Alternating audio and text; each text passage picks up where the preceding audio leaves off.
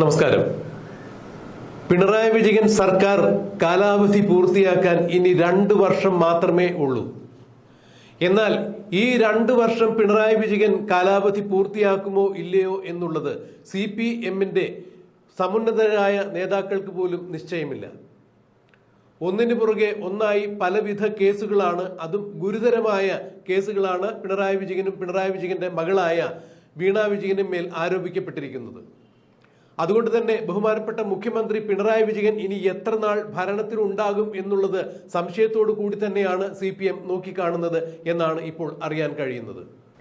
എന്നാൽ പിണറായി വിജയൻ എന്ന ഏക ഛത്രാധിപതിയുടെ വാഴ്ച CPM-ൽ അവസാനിക്കുന്നു എന്നതിന്റെ പല സൂചനകളും CPM-ൽ കണ്ടു തുടങ്ങിയിരിക്കുന്നു. CMRL എന്ന കമ്പനിയിൽ നിന്നും 1,72,00,000 രൂപ വീണ വിജയൻ മാസപ്പടിയായി കൈപ്പറ്റി എന്നുള്ള കേസിൽ സീരിയസ് ഫ്രോഡ് ഇൻവെസ്റ്റിഗേഷൻ ഓഫീസിന്റെ അന്വേഷണം നേരിടുന്ന വീണ വിജയനെ ന്യായീകരിക്കുവാൻ ഒരു തരത്തിലും ഇപ്പോൾ CPM-ന്റെ അണികളോ അല്ലെങ്കിൽ സമുന്നതരായ നേതാക്കളോ ആരും തന്നെ മുന്നോട്ട് വരുന്നില്ല എന്നുള്ളത് എടുത്തു പറയേണ്ട കാര്യം തന്നെയാണ്. ഇത് സൂചന നൽകുന്നത് CPM പിണറായി വിജയനെയും മകളെയും മെല്ലെ മെല്ലെ കൈയൊഴിയുന്നു എന്നുള്ളത് തന്നെയാണ്.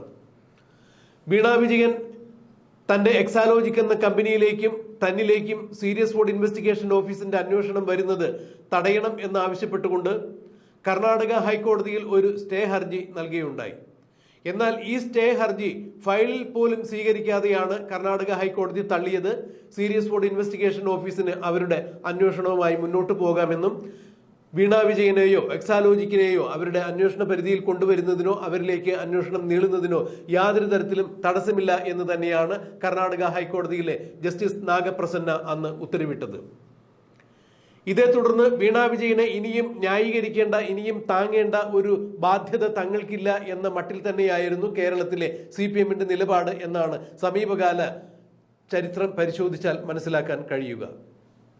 ഇപ്പോൾ വീണ വിജയനെ ന്യായീകരിക്കുവാൻ CPM സൈബർ സഖാക്കളോ അല്ലെങ്കിൽ ന്യായീകരണ തൊഴിലാളികളോ മുന്നോട്ട് വരുന്നില്ല എന്നുള്ളത് ഏറെ ശ്രദ്ധേയം തന്നെയാണ്. ഇതിനിടയിൽ മറ്റു ചില നീക്കങ്ങൾ കൂടി CPM-നകത്ത് നടക്കുന്നു. സംസ്ഥാനത്തെ വ്യവസായ വകുപ്പ് മന്ത്രിയും നിയമ വകുപ്പ് മന്ത്രിയുമായ P. രാജീവിന്റെ നേതൃത്വത്തിൽ അല്ലെങ്കിൽ P. രാജീവിനോട് അടുത്ത ചില ഘടകങ്ങൾ ഒരുമിച്ച് നിന്നുകൊണ്ട് പിണറായി വിജയനെതിരെ നീങ്ങുന്നു എന്നുള്ള ചില അഭ്യൂഹങ്ങളാണ് ഇപ്പോൾ CPM-നകത്ത് നിന്ന് തന്നെ ഉയരുന്നത്. അതായത് പിണറായി വിജയന്റെ കാലം കഴിയുന്നു, ഏറി വന്നാൽ ഇനി ഭരണസമിതി പൂർത്തിയാക്കുകയാണെങ്കിൽ 2 വർഷം മാത്രമേ ഉണ്ടാകുകയുള്ളൂ. എന്നാൽ പിണറായി വിജയന് ശേഷം പിണറായി വിജയന്റെ മരുമകനായ മുഹമ്മദ് റിയാസിനെ, പൊതുമരാമത്ത് വകുപ്പ് മന്ത്രിയായ മുഹമ്മദ് റിയാസിനെ മുഖ്യമന്ത്രി കസേരയിൽ അവരോധിക്കുവാൻ വേണ്ടി പിണറായി വിജയൻ കരുക്കൾ നീക്കുന്നു എന്ന് മനസ്സിലാക്കിയ P. രാജീവാണ് ഇപ്പോൾ മറുതന്ത്രങ്ങളുമായി CPM-നകത്ത് സജീവമായി നിലകൊണ്ട് മുന്നേറ്റങ്ങൾ നടത്തുന്നത് എന്നാണ് അറിയാൻ കഴിയുന്നത്.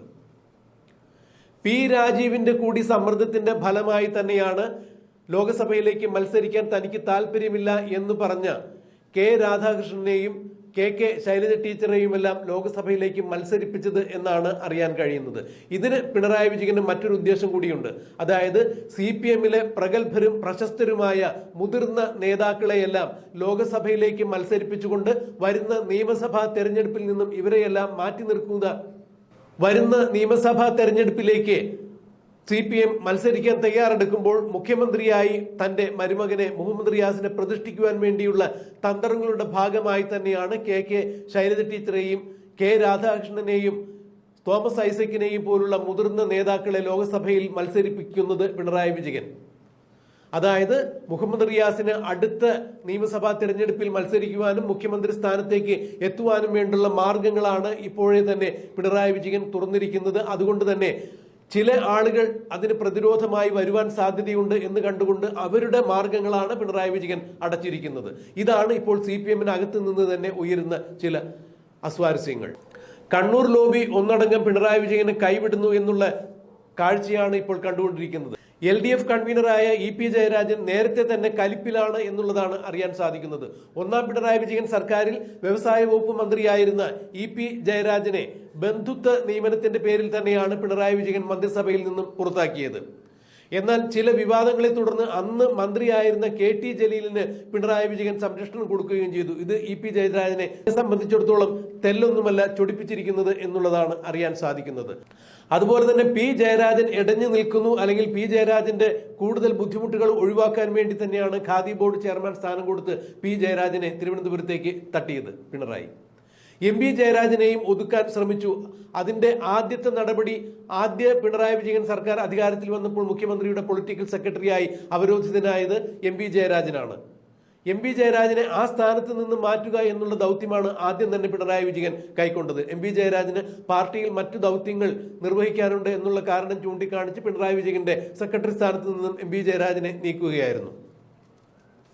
പാർട്ടിയും ഭരണവും പൂർണ്ണമായി തന്നെ തന്റെ കൈപ്പിടിയിൽ ഒതുക്കിക്കൊണ്ട് മുന്നേറുന്ന പിണറായി വിജയൻ ഇപ്പോൾ പാർട്ടിയിൽ ഒറ്റപ്പെടുന്നു എന്നുള്ളതിന്റെ സൂചനകൾ തന്നെയാണ് ഇതിൽ നിന്നെല്ലാം മനസ്സിലാക്കുന്നത്. അപ്പോൾ കണ്ണൂർ ലോബിയും ഇവിടെ മധ്യ കേരളത്തിൽ P രാജീവുമെല്ലാം ഒരുമിച്ച് നിന്നുകൊണ്ട് തന്നെ പിണറായി വിജയനെതിരെ കരുക്കൾ നീക്കുന്നു എന്നുള്ളത് തന്നെയാണ് അറിയാൻ കഴിയുന്നത്. ഇതിൽ രാജീവ് ചില ഗൂഢോദ്ദേശങ്ങളോട് കൂടി തന്നെയാണ് മുന്നോട്ട് പോകുന്നത് എന്നാണ് ഇപ്പോൾ അറിയാൻ സാധിക്കുന്നത്. അതായത് പിണറായി വിജയൻ ഈ ഒരു ടൈം കൂടി ഉണ്ടാകുകയുള്ളൂ എന്നാണ് രാജീവിന്റെ കണക്കുകൂട്ടൽ. ഇനി അടുത്ത തെരഞ്ഞെടുപ്പിൽ പിണറായി വിജയന് കാര്യമായ സ്വാധീനമൊന്നും CPM-ൽ ചെലുത്താൻ സാധിക്കില്ല എന്ന് തിരിച്ചറിഞ്ഞു കഴിഞ്ഞിരിക്കുന്ന രാജീവ് ഇനി മുഖ്യമന്ത്രി സ്ഥാനത്തേക്ക് ഒരു കാരണവശാലും മുഹമ്മദ് റിയാസോ പിണറായി വിജയനോ കടന്നു വരുവാൻ പാടില്ല എന്നുള്ള ഉദ്ദേശത്തോടു കൂടി തന്നെയാണ് ചില കരുക്കൾ നീക്കുന്നത്. അഥവാ മുഖ്യമന്ത്രി സ്ഥാനത്തേക്ക് തനിക്ക് എത്താൻ സാധിക്കണം എന്നുള്ള ചില നീക്കങ്ങളോട് കൂടി തന്നെയാണ് പാർട്ടിയിലെ ചില മുതിർന്ന നേതാക്കളുടെ താല്പര്യപ്രകാരം ഇപ്പോൾ രാജീവ് കളത്തിലിറങ്ങിയിരിക്കുന്നത് എന്നാണ് അറിയാൻ സാധിക്കുന്നത്. അതുകൊണ്ട് തന്നെയാണ് രാജീവിന്റെ ചില സമ്മർദ്ദം കണക്കിലെടുത്തുകൊണ്ട് മുഖ്യമന്ത്രി പിണറായി വിജയൻ തന്റെ മരുമകന് മുഖ്യമന്ത്രി സ്ഥാനത്തേക്ക് എത്തുവാൻ വേണ്ടി KK ശൈലജയെയും K രാധാകൃഷ്ണനെയും മത്സരിപ്പിച്ചിരിക്കുന്നത്. എന്നാൽ ഇതൊരു തന്ത്രമാക്കി രാജീവ് മുഹമ്മദ് റിയാസിന് വെട്ടാൻ വേണ്ടി ഒരുങ്ങുന്നു എന്നുള്ളതാണ് ഇപ്പോൾ CPM-ന് അകത്തു നിന്ന് തന്നെ ഉയരുന്ന ചില അഭ്യൂഹങ്ങൾ. എന്നാൽ ഇതിന് സ്ഥിരീകരണം ഏതും ലഭിച്ചിട്ടില്ല എന്നുണ്ടെങ്കിലും കാര്യങ്ങൾ ആ വഴിക്ക് തന്നെയാണ് പോകുന്നത് എന്നാണ് CPM-ന് അകത്തു നിന്ന് തന്നെയുള്ള മുതിർന്ന ചില നേതാക്കളിൽ നിന്നും അറിയാൻ സാധിച്ചത്.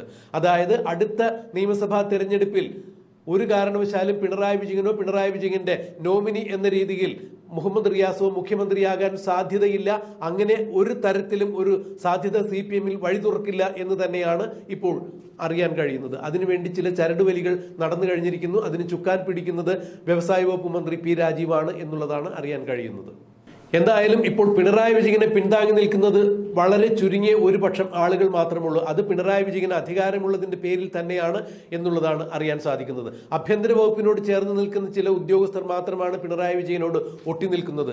പിന്നെ നിരന്തരം രക്ഷാപ്രവർത്തനം നടത്തി യൂത്ത് കോൺഗ്രസുകാരെയും അല്ലെങ്കിൽ നാട്ടുകാരെയും തല്ലിച്ചതച്ച DYFI-കാരും SFI-കാരും മാത്രമാണ് പിണറായി വിജയന് വേണ്ടി ഇപ്പോൾ രംഗത്തിറങ്ങുന്നത് എന്നുള്ളതാണ് ഇപ്പോൾ അറിയാൻ കഴിയുന്നത്. അതെന്ത് തന്നെയായാലും പിണറായി വിജയൻ പാർട്ടിയിൽ ഒറ്റപ്പെടുന്നു, അഥവാ പിണറായി വിജയന്റെ അപ്രമാദിത്വം ചോദ്യം ചെയ്യപ്പെടുന്നു. ഏകഛത്രാധിപതി എന്ന രീതിയിൽ പിണറായി വിജയന്റെ വാഴ്ചക്കാലം CPM-ൽ അവസാനിച്ചിരിക്കുന്നു എന്ന് തന്നെയാണ് പറയാൻ കഴിയുക. MP ഗോവിന്ദൻ ഒരു കാരണവശാലും വീണയെയോ പിണറായി വിജയനെയോ ന്യായീകരിക്കുവാൻ എത്തുന്നില്ല എന്നുള്ളതാണ് ഇപ്പോൾ എടുത്തു പറയേണ്ട വസ്തുത. ഇതുപോലെ തന്നെയാണ് മുതിർന്ന നേതാവായ AK ബാലന്റെയും അവസ്ഥ. AK ബാലൻ ഏതെങ്കിലും തരത്തിൽ പിണറായി വിജയനെ പ്രതിരോധിക്കുവാനോ ന്യായീകരിക്കുവാനോ വേണ്ടി എത്തുകയാണെങ്കിൽ അത് പിണറായി വിജയനെ വട്ടത്തിലാക്കുന്ന തരത്തിലുള്ള പ്രസ്താവനകളാണ് നടത്താറുള്ളത് എന്നാണ് സമീപകാല കേരള രാഷ്ട്രീയ ചരിത്രം പരിശോധിച്ചാൽ മനസ്സിലാക്കാൻ കഴിയുന്നത്. പിണറായി വിജയൻ CPM-നകത്ത് ഒറ്റപ്പെടുന്നു, അഥവാ പിണറായി വിജയന്റെ കാലം കഴിയുന്നു എന്നുള്ളതിന്റെ സൂചനകൾ തന്നെയാണ് ഇതിൽ നിന്ന് മനസ്സിലാക്കാൻ കഴിയുന്നത്. എന്തായാലും രാജീവ് കണക്ക് കൂട്ടി തന്നെ മുന്നോട്ട് പോകുന്നു. ഒരു കാരണവശാലും അടുത്ത ഒരു ടൈമിൽ പിണറായി വിജയനോ പിണറായി വിജയന്റെ മരുമകനായ മുഹമ്മദ് റിയാസോ മുഖ്യമന്ത്രി സ്ഥാനത്തേക്ക് എത്താതിരിക്കുവാൻ വേണ്ടിയുള്ള കരുക്കൾ നീക്കി രാജീവ് CPM-നകത്തെ സമുന്നതരായ നേതാക്കളുടെ പിന്തുണയോടുകൂടി മുന്നോട്ട് നീങ്ങുന്നു എന്നുള്ള വിവരങ്ങളാണ് ഇപ്പോൾ അറിയാൻ കഴിയുന്നത്.